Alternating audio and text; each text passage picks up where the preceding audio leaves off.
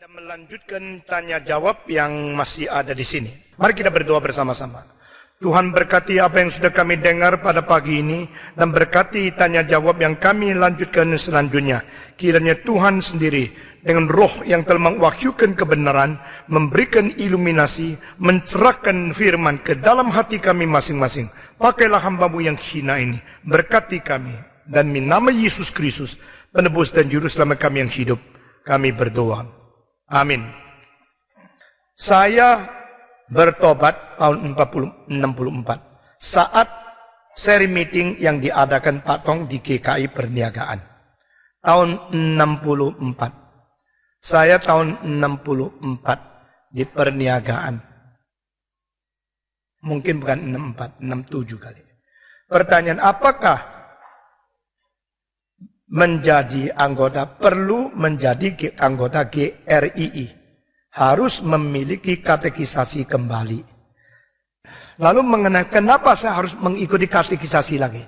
Seorang dari London datang ke Jakarta. Saya anggota daripada John Stott, gereja John Stott, teolog yang terkenal. Saya perlu lagi di katekisasi lagi tidak? Saya berkata kepada dia, engkau seharusnya di dalam katekisasi belajar lagi firman Tuhan, sekaligus boleh mengenal orang-orang Kristen di sana. Karena mengikuti gereja bukan hanya mendapatkan satu kartu gereja. Mengikuti gereja berarti satu persekutuan. Jadi ada baiknya engkau mengikuti katekisasi. Bukan kita tidak mengaku yang dulu, tapi kita mau engkau hidup bersama-sama dengan jemaat di sini. Itu bedanya. Bagaimanakah tanggung jawab seorang ibu terhadap anak-anaknya apabila suaminya menikah lagi? Status ibu belum cerai. Apa? Suami menikah lagi. Ibu ini belum cerai. Jadi, situ tambah satu, sini masih kurang satu gitu. Belum dikurangin. Nah, ini berarti suami itu tidak bertanggung jawab. Dia sudah menikah sama orang lain lagi. Meninggalkan engkau sendiri. Mungkin engkau tidak setuju cerai. Engkau tidak mau cerai. Sehingga dia tidak bisa cerai. Ini salah satu sebab. Engkau tidak tahu, beritahu kepada saya. Dengan demikian bagaimana?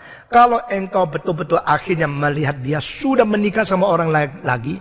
Dan engkau menunggu pun tidak kemungkinan dia kembali kepada engkau. Maka engkau bicara sama dia. Kalau demikian engkau harus bertanggung jawab tentang keluarga. Biasanya kalau di dalam perceraian itu nanti diputuskan oleh pengadilan. Siapa yang harus bertanggung jawab, siapa salahnya dan siapa yang mendapatkan anaknya. Orang yang sudah mempunyai anak lalu meninggalkan istri dan anaknya pergi sendiri, atau orang yang sudah menikah lalu sudah cerai maunya anak istri dibuang, itu semua tidak beres adanya. Nah saudara-saudara, di dalam keadaan demikian saya kurang mengerti mendalam kasusmu. Maka saya tidak bisa menjawab sembarangan. Seorang ibu kalau mempunyai anak, lalu suaminya pergi. Andai kata anggaplah dia sudah mati, engkau seperti janda. Pasti berbeda ya. Engkau masih bisa bersandar kepada Tuhan membesarkan anak? Mungkin. Ibu saya umur 33, papa saya meninggal dunia. 8 anak yang harus dibesarkan di tengah-tengah zaman peperangan. Kesulitan berapa besar saya tidak tahu. Tangisan berapa banyak saya tidak lihat. Waktu itu saya masih umur 3. Tapi ibu saya berdoa dan berjanji kepada Tuhan. Berdasarkan kuasa-Mu saya akan membesarkan semua anak sampai jadi. Dia berdoa setiap pagi. Dia betul-betul bergumul. Dan dia berjanji saya tidak nikah lagi. Sebenarnya kalau saya lihat umur mama saya 33. Masih cantik sekali loh. Kalau nak mana saya bisa bagus begitu. Betul kan saudara-saudara? Tetapi dia umur 33 dia sudah berjanji tidak menikah lagi. Lalu dia membesarkan anak. Di dalam peperangan Jepang sama Tiongkok waktu itu, peperangan itu menjadikan kemiskinan dan kelaparan di mana-mana. Waktu saya kecil saya pernah melihat itu orang lapar mati di pintu di tengah-tengah jalan tergeletak, itu mayat-mayat saya lihat. Waktu saya masih kecil sekali. Di dalam kesulitan begini dia mati-matian bekerja. Dan saya kira sebagai pria sulit mengerti dia wanita. Sebagai anak, sulit mengerti dia menjadi janda. Sebagai orang yang lebih kecil dari dia, sulit mengalami apa yang dia rasakan. Tapi betul-betul Tuhan adalah Tuhan yang hidup. Ibu saya suka sekali satu ayat Alkitab mengatakan, Allah adalah pembela janda dan adalah ayah orang-orang yatim piatu. Ayat itu menjadi pegangan dia. Dan dia membesarkan. Akhirnya 7 saudara laki-laki saya, 5 yang dipilih Tuhan menjadi pendeta. Karena anugerah Tuhan. Itu sebab kalau engkau ditinggalkan suami, jangan terlalu kecewa. Meskipun kesulitan begitu besar, Tuhan memberikan kekuatan kepada engkau untuk bisa menjadi seorang yang setia kepadanya. Sebagai anak Tuhan, kita tidak boleh melakukan dosa. Walaupun di dalam anugerahnya Allah mengampuni. Dan setiap kali melakukan dosa, ada rasa tidak sejahtera di dalam hati nurani. Terus menerus. Mohon pembinaan Pak Tong. Bagaimana caranya menghindari dosa? Bila melakukan dosa, apa kita harus meninggalkan Tuhan? Karena merasa tidak layak. Sudah dosa, meninggalkan Tuhan lagi. Jadi dosa. Saudara-saudara. Double dosamu.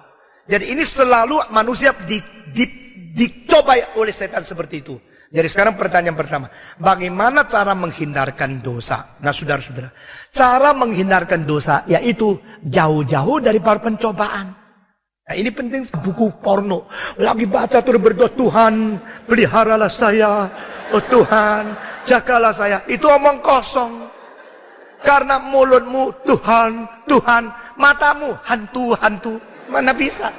Kalau engkau tidak mau masuk ke dalam dosa, ya jangan. Jangan pergi ke tempatnya merangsang. Kalau mau merangsang, bawa istrimu. Sama-sama mencintai. Itu real. Bagaimana cepat kereta api berlari di atas rel. Lebih aman daripada dia keluar dari rel. Saudara-saudara. Ada rel-rel yang ditetapkan Tuhan. Jangan engkau keluar. Kalau engkau tidak keluar, bahagia.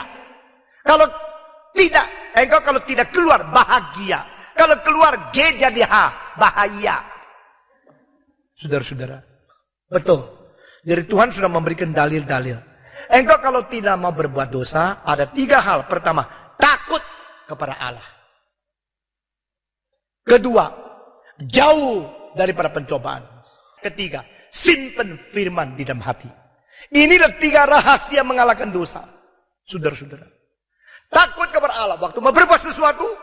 Nah, saya tidak mau kalau sudah belajar doktrin-doktrin semua lulus angkanya A+. Tetapi tidak diterapkan tidak begitu. Yang disebut takut kepada Allah itu adalah bagaimana mempraktekkan sehari-hari pengertian Allah itu adalah maha ada. Nah, sekali lagi saya mengatakan, the omnipresence of God, the doctrine is practiced in the everyday life. Jadi engkau berada di dapur, di sini ada Allah. Engkau pergi ke gang yang kecil, di sini ada Allah. Engkau pergi ke dalam yang gelap sekali, di sini ada Allah. Mempraktekkan pengertian Allah Maha Ada. Itu menjadikan engkau hidup begitu hadir di hadapan Dia. To exist is to be with oneself alone before God. Saudara Nabi Kierkegaard menulis di dalam catatan harian. Apa arti eksistensialisme? Yang digembar-gemborkan di abad ke-20. Kierkegaard mengatakan, berada seorang diri di hadapan Tuhan Allah. Saudara-saudara, banyak murid saya mengatakan, Pak Tong, saya khotbahnya lumayan loh. Tapi kalau Pak Tong ada, jadi tidak lumayan. Tidak enak kalau Pak Tong ada, saya tidak bebas. Saya bilang, tidak benar dong. Sebelum saya ada, Tuhan ada di situ. Saya cuma seorang biasa. Kalau Tuhan penghakim seluruh dunia ini berada di situ, engkau tidak takut. Satu kali saya berkhotbah sampai sembarangan melihat ada tape recorder di situ.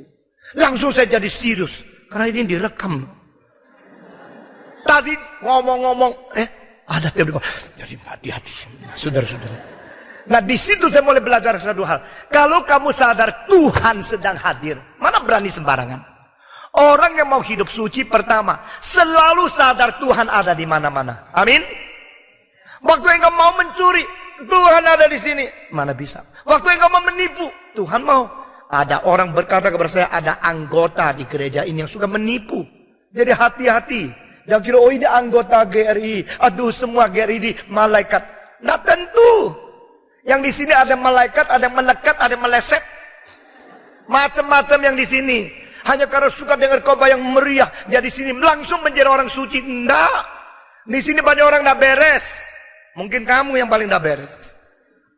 Jangan terlalu gampang. Nah saudara-saudara. Allah ada di mana-mana. Dan di mana saya berada, di situ Tuhan mengawasi saya. Ini cara pertama untuk menghindari dan mengalahkan dosa. Kedua, orang yang takut kepada Allah itu adalah orang berbijaksana. Orang yang takut kepada Allah adalah orang menjauhkan pencobaan, menjauhkan dosa. Semua tempat-tempat duduknya orang menghujat, jangan ikut duduk. Tempat berdiri orang yang suka berbicara karu-karuan, jangan ikut berdiri. Perjalanan-perjalanan orang yang najis, jangan ikut berjalan. Jadi engkau di dalam bersahabat, pilih kawan. Atau pilih tempat-tempat pergi. Hati-hati, saudara-saudara. Kalau engkau selalu suka pergi ke tempat-tempat seperti karaoke, tempat-tempat perzinahan, tempat-tempat nonton bioskop yang tidak baik. Di situ kesempatan besar sekali engkau berdosa. Engkau bilang, enggak kok, saya terus ada di kamar sendiri kok, di kantor sendiri. Carilah sekretaris yang jelek mukanya. Nah, engkau cari sekretaris yang cantik sekali. Lo lihat lagi, nyonyanya pesek. Lah ya apa? Lo di rumah cari, lo gendut-gendut ayu sekali. Nyonyanya kisut semua. Situ mungil, ini Kentucky Fried Chicken. Maka saudara, carilah pembantu-penampu yang agak jelek, agak tua. Cari sekretaris yang tidak terlalu bagus. Nah, kalau demikian saya jamin, yang tidak terlalu bagus mukanya pun tidak ada pekerjaan, karena dijamin di sini. Nah, saudara-saudara, setiap orang kan merasa diri bagus. Nah, ini perlu sekali. Itu hal kecil, tapi itu praktis. Jauhkan diri dari kemungkinan berbuat dosa. Nah, saudara-saudara, ini penting sekali. Ibu Tin mempunyai jasa besar di Indonesia. Karena dia mengatakan setiap pekerjaan yang mengutus orang-orang pejabat, biar istrinya ikut, meskipun perlu 2 tiket. Nah, itu penting sekali. Karena dengan istri ikut itu menghindari kemungkinan suaminya menyeleweng. Nah, salah satu penyebab mengapa negara Indonesia sangat diberkati, karena ada sesuatu orang-orang pemimpin yang mempunyai pikiran bagaimana memelihara moral yang baik. Semua negara daripada moral rusak, lalu seluruhnya yang lain, ekonomi mulai rusak, lalu politik mulai rusak, sosial mulai rusak. Daripada moral, Mencius 2300 tahun yang mengatakan, "国之将心必见真相，国之将亡必有妖孽." Ayo ikut 1, 2, 3. Jikalau satu negara mau bangun, pasti ada gejala-gejala yang baik. Jikalau banyak kelihatan orang-orang yang aneh-aneh, negara itu sudah mau binasa. Ini satu peribahasa yang lama sekali. 23 abad yang lalu orang sudah melihat. Itu tidak bisa hindar. Nah, demikian sampai pada abad ke-19, baru seorang bernama Edward Gibbon yang menulis The Fall and the Decline of the Roman Empire. Dia merumuskan hal yang sama seperti Mencius 2300 yang tahun. Roman Empire is not destroyed from outside. Roman Empire is collapsed within itself. Kerajaan Roma tidak dirusak dari luar. Kerajaan Roma itu menjadi hancur, kolaps daripada kerusakan diri sendiri. Salah satu gejala mulai rusaknya daripada seorang kaisar Caligula. Caligula begitu rusak, begitu mencemarkan orang. Dia menganiaya orang lain luar biasa. Tidak lama kemudian mulai turun, mulai rusak. Jauhkan diri daripada pencobaan. Ini kedua. Ketiga, apa? Simpan firman Tuhan di dalam hatimu. Barang siapa yang takut kepada Allah, dia menjaga firman-Nya. Barang siapa yang mencintai Tuhan, menjalankan firman-Nya. Ini semua Alkitab. Di dalam perjanjian lama dikatakan, siapakah pemuda yang bisa mengalahkan dosa? Siapakah pemuda yang bisa hidup suci? Kecuali mereka yang menyimpan firman-Mu di dalam hati mereka.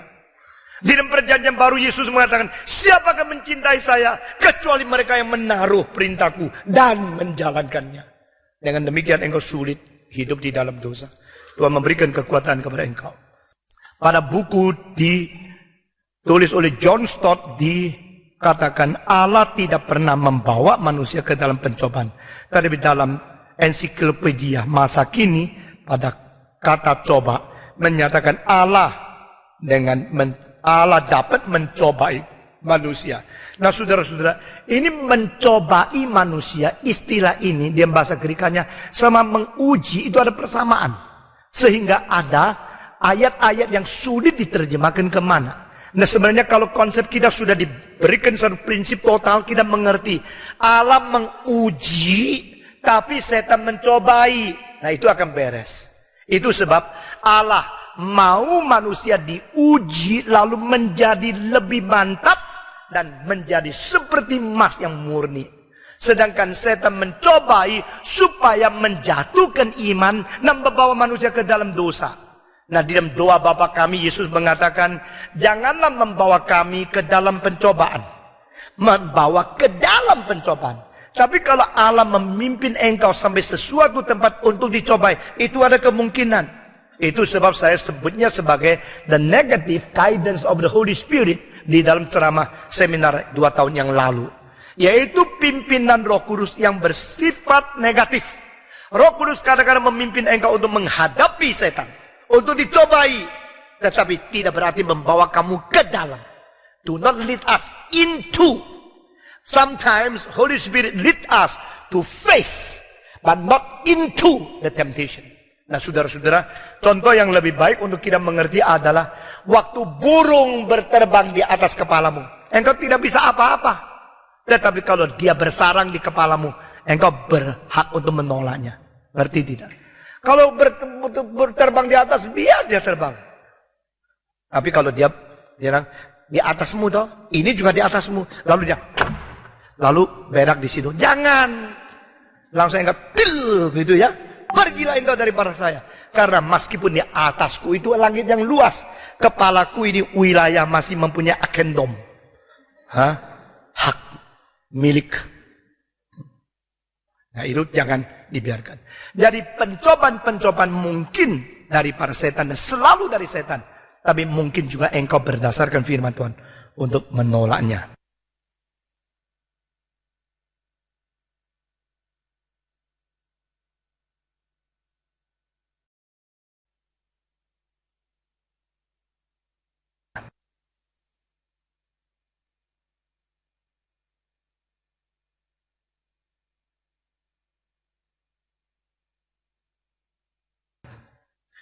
Kalau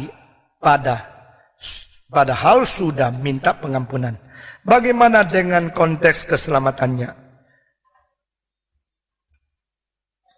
Bahkan dosa yang lebih hebat lagi. Saudara kalau sudah diselamatkan, betul-betul diselamatkan, mungkinkah berbuat dosa lagi? Jawab.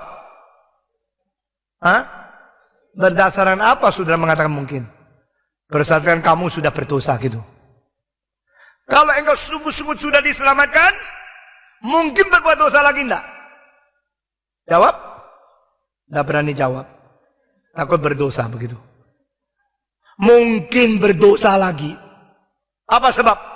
Alkitab mengatakan, waktu Yohanes menulis surat 1 Yohanes pasal kedua, jikalau di antara kamu ada orang berdosa, di hadapan Allah ada seorang pengantara. Dia menulis surat bukan kepada orang kafir, bukan kepada orang yang melawan Tuhan, justru kepada anak-anak Tuhan. Jadi orang yang sudah diselamatkan sebagai anak-anak Tuhan masih ada kemungkinan berbuat dosa. Ini buktinya dari Alkitab. Tetapi bagaimana caranya Tuhan menghadapi orang berdosa sebelum diselamatkan atau diselamatkan? Sebelum diselamatkan, dia perlu keselamatan. Sebelum diselamatkan lagi, tidak apa-apa toh? Tidak. Karena ada sesuatu ikatan di mana engkau tidak seharusnya meremehkan darah yang begitu berharga. Kedua, engkau tidak seharusnya menghina perintah dan cinta kasih Allah. Ketiga, engkau tidak seharusnya mendukakan Roh Kudus. Itu sebab Roma pasal 6 ayat 1 dan ayat 15 dikatakan, bolehkah kita sesudah diselamatkan tetap hidup dalam dosa? Sekali-kali tidak. Tidak boleh. Dan di Alkitab mengatakan, tidak boleh kita untuk mau menyatakan anugerah Tuhan itu limpah, maka kita berdosa lebih banyak. Itu sekali-kali tidak boleh. Tidak boleh berbuat dosa. Tetapi kalau kelemahan, kadang-kadang jatuh dalam dosa bagaimana? Maka saudara-saudara saya memakai bahasa Inggris berkata, for a non-Christian to sin is a rule. For Christian to sin is an exception. Nah ini jelas ya. Bagi orang bukan Kristen, berdosa itu hidup sehari-hari mereka yang rutin. Rutinitas hidup mereka. Bagi orang Kristen, seorang Kristen yang berdosa adalah kepleset, sesuatu hal yang terkecuali, bukan satu kerutinan. Di sini perbedaan. Bedanya kedua, orang bukan Kristen baru waktu berbuat dosa, mereka hatinya rasa tidak apa-apa. Orang Kristen waktu berdosa, ada Roh Kudus yang membenarkan dan membersihkan hati nurani sehingga bisa berfungsi normal untuk menegur dengan keras. Nah, ini perbedaan. Ketiga, orang belum Kristen, dia mempermalukan diri dan dia tidak rasa malu mempermainkan dosa. Rasa itu enak. Orang Kristen berbuat dosa bukan saja mempermalukan diri, memalukan nama Tuhan sehingga dia punya resiko adalah sulit lagi bersaksi bagi Tuhannya di dalam masyarakat.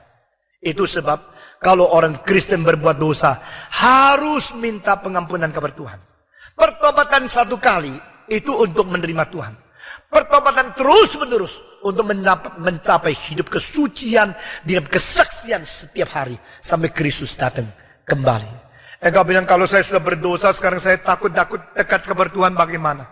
Jangan sesudah berdosa dengan suara setan. Suara setan pertama mengatakan, "Tidak apa-apa kok. Berdosa tidak apa-apa. Semua orang lemah. Pendeta pun ada yang berjatuh. Dan Allah itu penuh dengan cinta kasih." Ini suara setan yang manis. Waktu engkau berbuat dosa, dia memberi kekuatan engkau berbuat dosa. Setelah engkau berbuat dosa, dia lari. Itu namanya suara setan. Suara hati nurani, sebelum engkau berdosa, jangan. Setelah engkau berdosa, dia tidur. Setelah engkau berdosa, hati nurani mengatakan, kau sudah berdosa. Suara Roh Kudus, sebelum engkau berdosa, mengajar firman melalui hamba-hambanya. Dan pada waktu engkau baca kitab suci. Waktu engkau mau berdosa, sedang berbuat dosa, firman itu mulai membuat engkau berdebar. Sesudah engkau berbuat dosa, Tuhan mengatakan, Roh Kudus berkata, saya sangat sedih dengan apa yang kau sudah kerjakan. Tapi saya memberikan kekuatan yang kembali. Bertobatlah, karena darah itu begitu mahal menebus engkau. Engkau kembali kepada Tuhan Allah. Suara hati nurani, suara Roh Kudus, suara setan berbeda sekali. Saudara menjadi orang Kristen harus bisa membedakan sehingga kembali kepada Tuhan. Engkau bilang, Tuhan saya sudah berusaha gagal lagi, bagaimana? Tuhan tahu. Ada orang terlalu lemah di dalam hal-hal tertentu, tapi dia berjuang setengah mati, sulit menang. Engkau bagaimanapun jangan menyerah. Jangan membiarkan setan membawa engkau lebih jauh dari Tuhan. Di dalam dinasti Qing ada seorang jenderal namanya Chen Guofan. Dia selalu perang, selalu kalah. Lalu dia lapor kepada raja di Beijing. Aku setiap kali perang, setiap kali kalah. Demikianlah laporan. Bahaya enggak? Bisa pindah tempat kepalanya dong. Iya dong? Aku setiap kali perang, setiap kali kalah. Tapi ini seorang jenderal yang sekaligus sastranya bagus.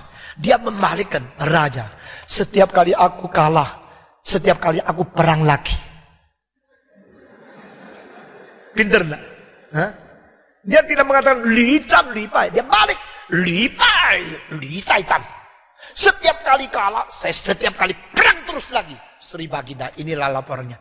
Akhirnya bukan saja tidak potong kepala, naik pangkat. Nah sekarang, bagi orang Kristen sudah ada kelemahan, sudah ada kejatuhan. Saya anjurkan, saudara bukan kecewa, sudah meninggalkan Tuhan, sudah berdosa, takut sama Tuhan, dan lari. Bodoh, engkau double berdosa. Engkau kembali kepada Tuhan dan berkata, Tuhan, saya selalu gagal, tapi saya mau berjuang terus. Kira Tuhan memberikan kekuatan kepada engkau. Ruginya adalah engkau sering berada di dalam hidup di dalam dosa. Engkau akan kehilangan kehormatan, respek orang lain kepada kamu. Itu ruginya kamu sendiri. Dan engkau hidup dalam pergumulan tak habis-habis. Putar-putar di dalam padang belantara seperti orang Israel. 40 tahun tidak bisa keluar. Karena apa? Hidup terus di dalam pencobaan terhadap Tuhan. Hidup terus di dalam dosa. Mari kita hidup menang. Meninggalkan semua sifat yang lama. Minta Tuhan kasih kekuatan dan berjanji sungguh-sungguh. Sedini mungkin pemuda-pemudi. Sedini mungkin ambil keputusan. This is my decision. This is my prayer. This is my commitment. Lord, the rest of my life, I wholly dedicate myself to you. Itu penting sekali. Mari kita berdoa. Bapa di dalam surga, kami berterima kasih untuk apa yang sudah kami dengar. Kami berterima kasih untuk pagi ini. Kami berterima kasih untuk firman yang Tuhan beritakan kepada kami. Kami berterima kasih untuk gerakan Roh Kudus dalam hati kami masing-masing. Beri kekuatan kepada kami untuk hidup suci, hidup memuliakan Tuhan, hidup beriman, dan hidup mengembalikan kemuliaan kepada Tuhan Allah yang menjadi sumber segala anugerah. Amin.